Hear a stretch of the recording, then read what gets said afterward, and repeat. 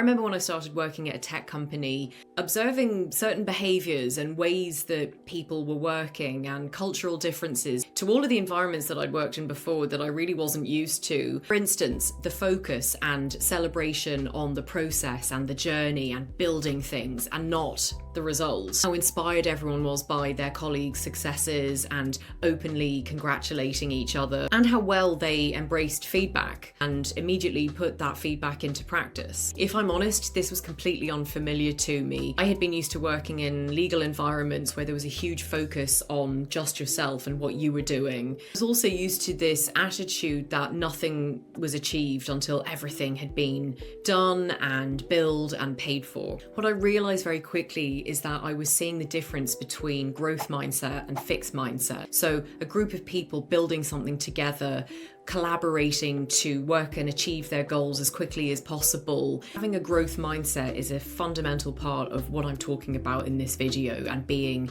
a strong business leader and getting into that innovative legal mindset. I'm going to give you my tips for getting into that mindset. I'm going to break this down. Practice cross-functional collaboration. This is all about proactively partnering with other functions within the business to improve their experience of legal and help them achieve their business aims. Identify what those business aims are. What you want to do here is prioritize ones that support company goals. So for example, in Rapid Scale, you want to prioritize supporting the sales team and sales reps in closing new ARR. Be a good coach and teacher.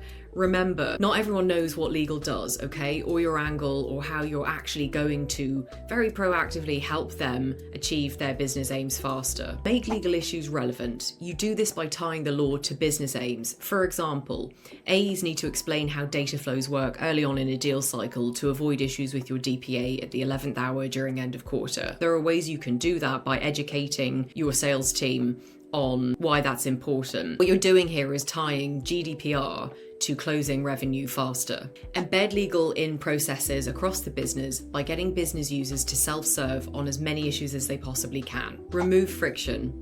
Work with function leads to nip things in the bud as early as possible and figure out better processes if you can. If something is not working, if it's needlessly creating friction, refine it, build a better process, but be proactive, embrace cross-functional collaboration to get other business users and team leads to help you. Regularly refine processes. What you're aiming for here is making working with legal fast, simple, and dare I say it, more enjoyable. Keep scrutinizing your own processes and make sure you're working to the best of your ability. Getting comfortable with risks that come with rapid growth does require understanding the full context, okay? And you do have that when you work inside the business, whether that's how the product works, processes, commercial drivers, commercial conversations that are happening at a very senior level without you even knowing. That information will all cascade to you. So you use all of that knowledge to learn how to take smart risks, okay? Balancing risk against potential upside. But most importantly of all, remember when it comes to risk, it's not your job to find 100% risk-free solutions. Risk-taking is a team sport. As